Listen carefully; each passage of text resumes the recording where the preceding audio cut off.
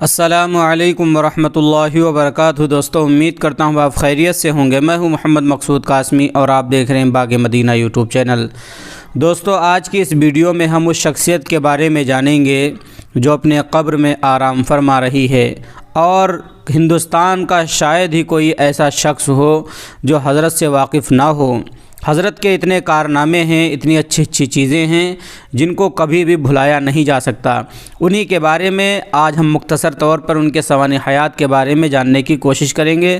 تو آپ سے گزارش کرتے ہیں کہ آپ لاسٹ تک اس ویڈیو میں بنے رہیں تاکہ آپ کو بھی حضرت کے بارے میں پتہ چل سکے کہ تصویر جو آپ اسکرین کے اوپر دیکھ رہے ہیں کہ یہ کون شخص ہیں، ان کا کیا نام ہے اور یہ ان کا کیا کام تھا، یہ ساری چیزیں انشاءاللہ میں اس ویڈیو کے اندر بتاؤں گا، کیونکہ بزرگوں کا تذکرہ کرنا بھی ایک خیر ہوتا ہے، اچھی بات ہوتی ہے، اور اس لیے صرف ذکر کر رہا ہوں تاکہ امت مسلمہ کو ان کے بارے میں پتہ چل سکے کہ ہاں ہمارے ایسے بھی بزرگ ہیں جو گزر چکے ہیں اور ان کے یہ فلاں کارنامے تھے۔ تو چلیے دوستو، ویڈیو کو میں شروع کرتا ہوں۔ پہلی بار اگر آپ چینل پر آئے ہیں تو برائے مہربانی سبسکرائب کر لیں۔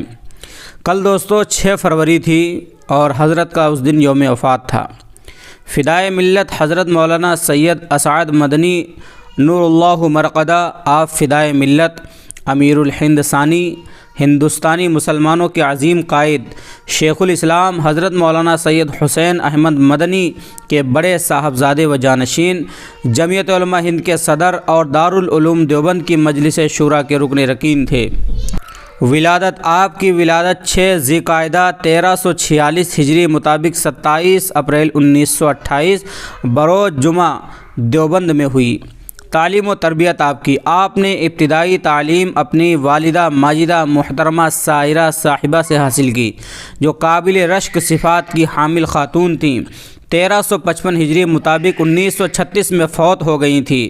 اس وقت آپ 9 سال کے تھے۔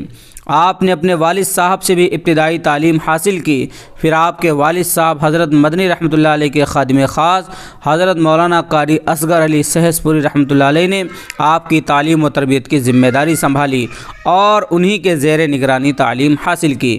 پھر آپ نے دارالعلوم دیوبند میں داخل ہو کر سارے تعلیمی مراحل طے کیے اور 1365 ہجری مطابق 1946 عیسوی میں دارالعلوم دیوبند سے فارغ التحصیل ہوئے۔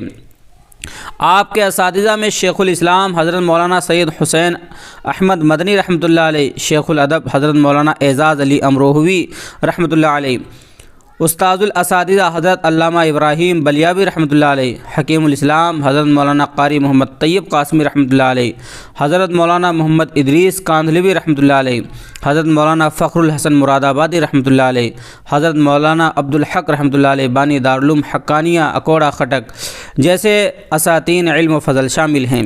درس و تدریس دارالعلوم دیوبند سے فراغت کے بعد عرصے تک مدینہ منورہ میں قیام فرمایا۔ پھر 28 شوال 1370 ہجری مطابق اگست 1951 عیسوی میں دارالعلوم دیوبند میں تدریس کے لیے آپ کا تقرر ہوا اور 1382 ہجری مطابق 1962 تک مسلسل 12 سال تک باقاعدہ متوسط کتابوں کا درس دیا۔ اس کے بعد ملی ضرورتوں اور قومی خدمات کے پیش نظر درس و تدریس کا سلسلہ موقوف کر دیا۔ بیت و خلافت رمضان المبارک 1368 ہجری میں اپنے والد ماجد حضرت مدنی رحمۃ اللہ علیہ کے دست حق پر بیعت ہوئے۔ سفر و حضر میں ساتھ رہ کر سلوک و تصوف کے تمام مراحل طے کیے۔ حضرت شیخ الاسلام رحمۃ اللہ علیہ کے چشم علم و عرفان سے بھرپور فیض یاب ہوئے۔ آپ کے وصال کے بعد شیخ الحدیث حضرت مولانا محمد زکریا کاندھلوی مہاجر مدنی رحمۃ اللہ علیہ نے حضرت مولانا شاہ عبد القادر رائے پوری رحمۃ اللہ علیہ کے حکم سے خلافت دی، اور حضرت شیخ الاسلام رحمۃ اللہ علیہ کے خلفاء نے اجازت بیعت سے نوازا اور جانشین شیخ الاسلام رحمۃ اللہ علیہ مقرر کیا۔ حضرت مولانا شاہ عبد القادر رحمۃ اللہ علیہ نے بھی خلافت سے سرفراز فرمایا۔ اپریل 1956 میں جمعیت علماء دیوبند کے نائب صدر منتخب ہوئے۔ 24 جون 1960 میں آپ کو جمعیت علماء اتر پردیش کا صدر منتخب کیا گیا۔ 9 اگست 1963 کو حضرت مولانا فخر الدین مراد آبادی رحمۃ اللہ علیہ کی زیر صدارت میں آپ کو جمعیت علماء ہند کا ناظم عمومی بنایا گیا۔ 11 اگست 1973 کو آپ کو جمعیت علماء ہند کا بالاتفاق صدر منتخب کیا گیا، جس پر تا دم حیات فائز رہ کر ملک و ملت کے لیے عظیم خدمات انجام دی، جن کا احاطہ دشوار ہے۔ 1968 میں راجیہ سبھا سے ممبر پارلیمنٹ منتخب ہوئے اور 1994 تک ممبر رہ کر پارلیمنٹ میں ملک و ملت تمام مسائل کی پوری جرأت و بے باکی کے ساتھ ترجمانی کی۔ اس عرصے میں آپ کی 56 تقریریں پارلیمنٹ کے ریکارڈ میں محفوظ ہیں، جو جرات و بے باکی اور حق گوئی کے ذریعے شاہکار اور اعلاء کلمت الحق کی روشن مثال ہے۔ 1405 ہجری مطابق 1985 میں دارالعلوم دیوبند کے مجلس شورا کے رکن منتخب ہوئے اور تاعمر دارالعلوم دیوبند کی تعمیر و ترقی میں بنیادی کردار ادا کیا۔ دارالعلوم دیوبند میں شورائی نظام کی بحالی و بالادستی میں آپ نے نمایاں خدمات انجام دیں۔ دارالعلوم دیوبند کی نشاء ثانیہ کے بعد اس کی تعلیمی و تبلیغی خدمات کی توسیع و ترقی میں آپ کا بڑا ہاتھ تھا۔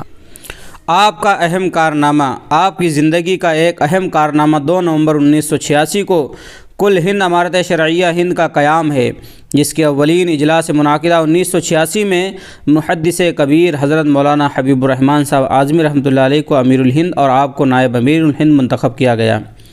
1992 میں امیر الہند حضرت مولانا حبیب الرحمن اعظمی رحمۃ اللہ علیہ کے انتقال کے بعد 9 مئی 1992 کے عظیم الشان نمائندہ اجلاس نے آپ کو امیر الہند منتخب کیا، جس پر دم واپسی فائز رہے اور دینی، قومی، ملی، سماجی، سیاسی اور معاشرتی خدمات انجام دیتے رہے۔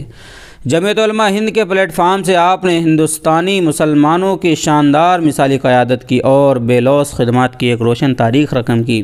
ملک میں مسلمانوں کو پیش آنے والے تمام چیلنجوں کا ڈٹ کر مقابلہ کیا اور ہر موڑ پر ملت اسلامیہ کی شاندار قیادت۔ آزاد ہند میں مسلم اقلیت کی خدمت کے حوالے سے آپ کا نام تاریخ میں جلی حروف میں لکھا جائے گا۔ حج و زیارت، آپ کو حرمین شریفین کی حاضری اور حج و زیارت کا والہانہ ذوق نصیب ہوا تھا اور اللہ تعالیٰ کی طرف سے اس کی قابل رشک توفیق بھی ملی۔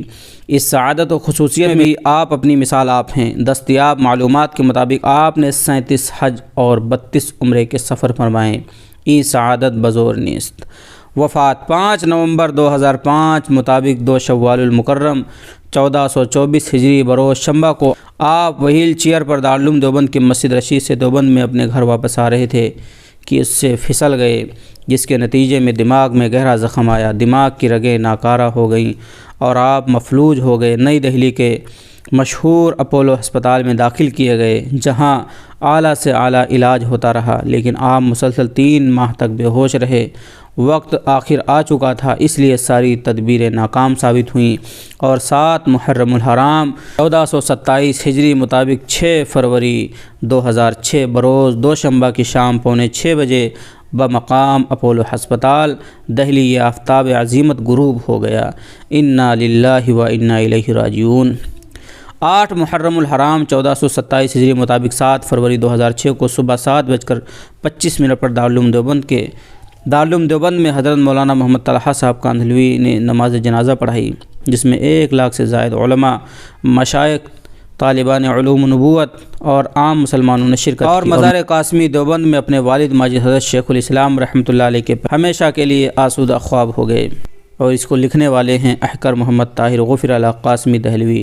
تو دوستو، یہ تھی حضرت مولانا سید اسعد مدنی صاحب کی زندگی کے بارے میں کچھ باتیں جو بہت سارے امت مسلمہ کے لوگوں کو پتہ ہیں، لیکن بہت سارے لوگوں کو پتہ نہیں ہیں۔ آپ کے واقعتاً بہت ہی احسان ہیں امت مسلمہ کے اوپر۔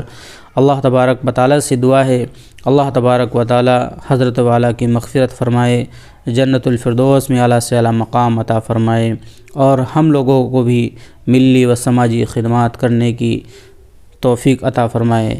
دوستو، آپ کا اس کے متعلق کیا کہنا ہے ہمیں کمنٹ کر کے ضرور بتلائیں، اور پہلی بار اگر چینل پر آئیں تو برائے مہربانی سبسکرائب کر لیں۔ چلیے دوستو، پھر ملتے ہیں انشاءاللہ جلدی کسی نئے ویڈیو میں کسی نئے ٹاپک کے ساتھ۔ السلام علیکم ورحمۃ اللہ وبرکاتہ۔